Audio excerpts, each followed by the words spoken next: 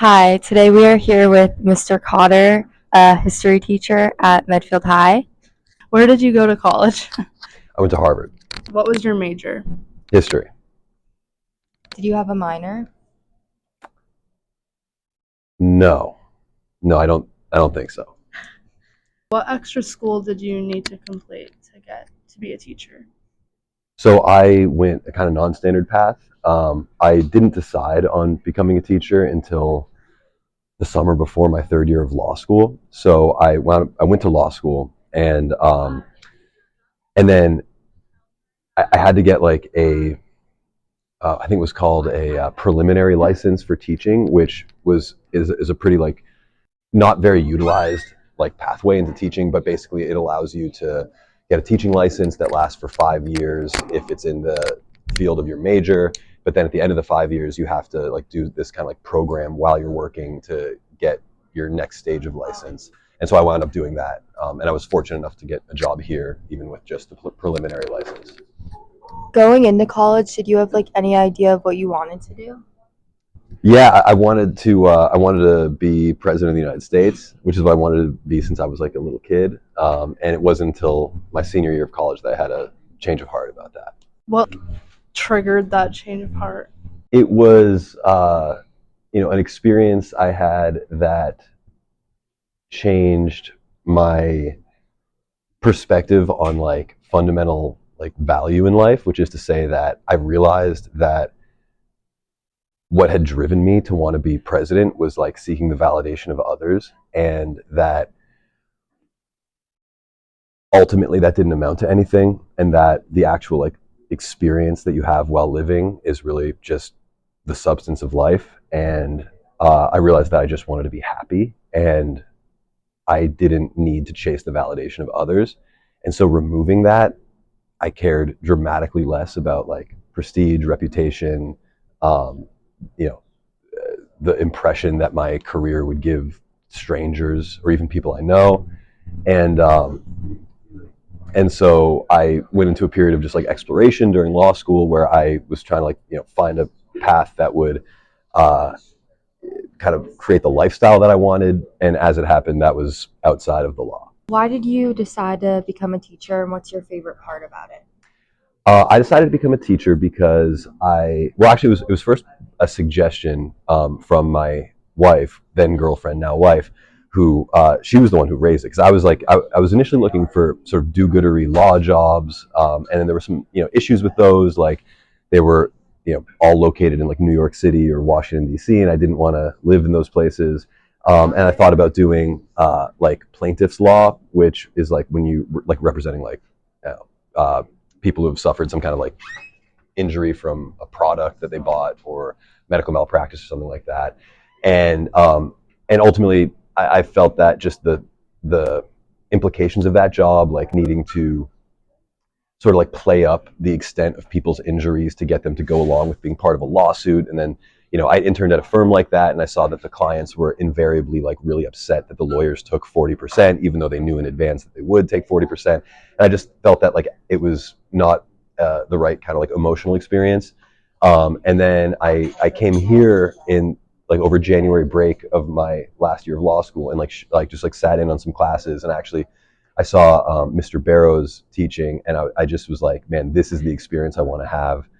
This seems like the best job in the world. Now, at that point, I had no idea that there would be a job opening here, let alone that I would get it. But it was just, at a kind of a gut level, seeing the experience and understanding that it was a positive sum kind of interaction, that you're meeting students in a really like good place where nobody's getting fleeced, nobody's getting sold a bill of goods. It's just like a positive, mutually beneficial experience. What advice would you give someone who maybe is going through like a similar like process as you?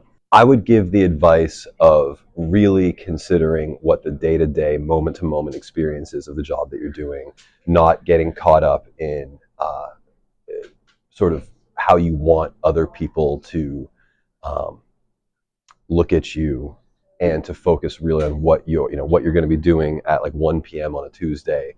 What is that experience like? And and what like emotional effect, psychological effect is that going to have on you, when you do it every day for 30 years. And I think that I got sort of lucky that the job that I kind of almost stumbled into, being a teacher, wound up being like exactly right in those dimensions for me. But that to the extent that people value sort of like reputation, prestige, it that comes at the expense of something. There's necessarily a trade-off, and the trade-off is with your actual experience. What does a typical day look like for you? A typical day looks like, I get up, I go like briefly let my livestock guardian dogs out of like the enclosure where they are they stay at night because one of them was jumping over the fence and running into the woods. So I had to build an extra fence for them. But anyway, and then I make breakfast and I drive here, and I hopefully am prepared already, the previous day for what I have first period. But I just try and get in the right zone for whatever class I'm teaching, and then just kind of when I'm teaching, it's like I'm going sort of off of experience, sort of off of a plan, but like also just kind of like improvising, and throughout the day trying to have genuine interactions wherever possible, and just sort of doing some of the mundane stuff, the grading and whatever, but trying as much as possible to just be totally present in the experience, and that's it. Go home. What traits do you think make a good teacher? I think humility is important. It's possible to get drunk on even very small amounts of power, and I try to avoid that. I think you have to be a social person. You have to be like willing to be having social interactions, several hours a day, every day. Um, I think you can't take the job too seriously, because then you can kind of like forget that you're dealing with human beings and get too concerned about outcomes.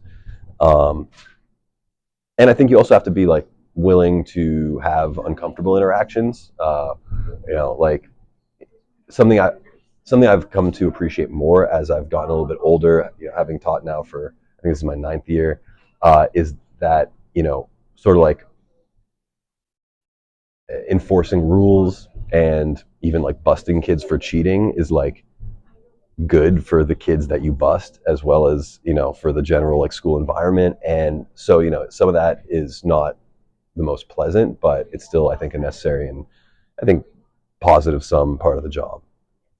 Okay, thank you so much. Thank you. My pleasure.